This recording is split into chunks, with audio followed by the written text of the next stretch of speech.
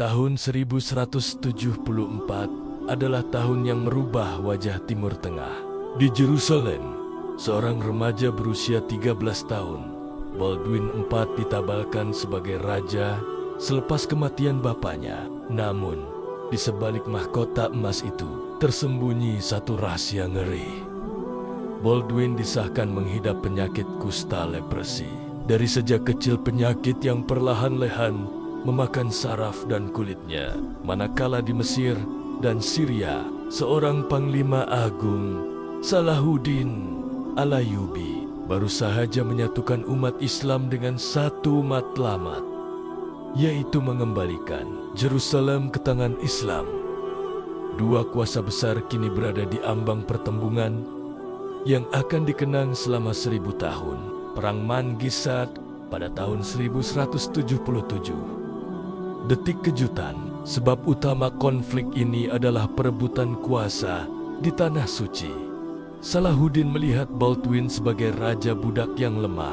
Pada tahun 1177, Salahuddin membawa 26.000 tentara untuk menyerang Baldwin, yang ketika itu hanya berusia 16 tahun dan hanya mampu memegang pedang dengan sebelah tangan yang sudah tidak berasa apa-apa. Memimpin hanya 500 kesatria naik. Namun, sejarah mencatatkan keajaiban di Mangisar. Baldwin turun dari kudanya, melutut di hadapan serpihan True Cross dan memohon kemenangan. Mereka menyerang mengejut dan Salahuddin hampir terkorban, terpaksa melarikan diri ke Mesir. Disinilah Salahuddin sadar dia bukan berhadapan dengan budak yang sakit, tetapi seekor singa yang sedang nazak. Ketegangan dan pengkhianatan dalaman walaupun menang, tubuh Baldwin semakin hancur.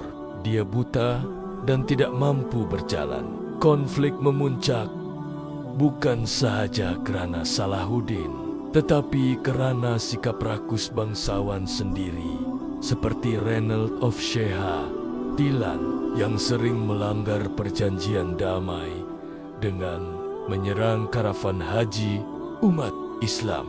Baldwin tersepit antara memelihara keamanan dan menahan kemarahan Salahuddin.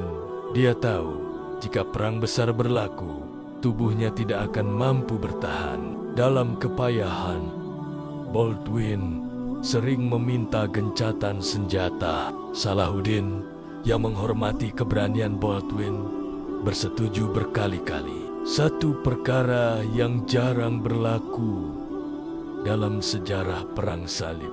Masuk ke tahun 1180, keadaan Baldwin semakin kritikal.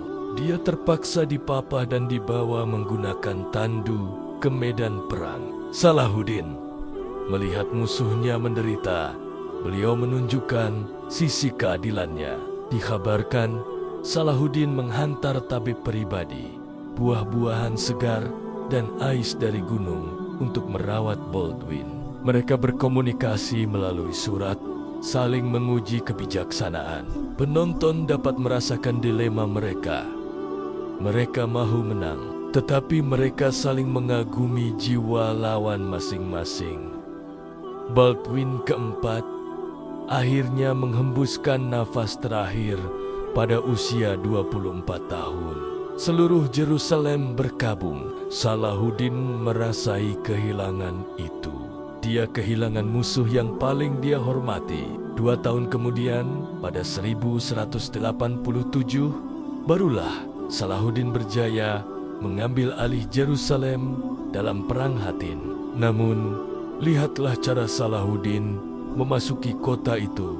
Tiada pertumpahan darah rakyat jelata, tiada dendam. Dia melakukannya dengan penuh rahmah, seolah-olah menghargai semangat keadilan yang pernah ditunjukkan oleh Baldwin semasa hayatnya.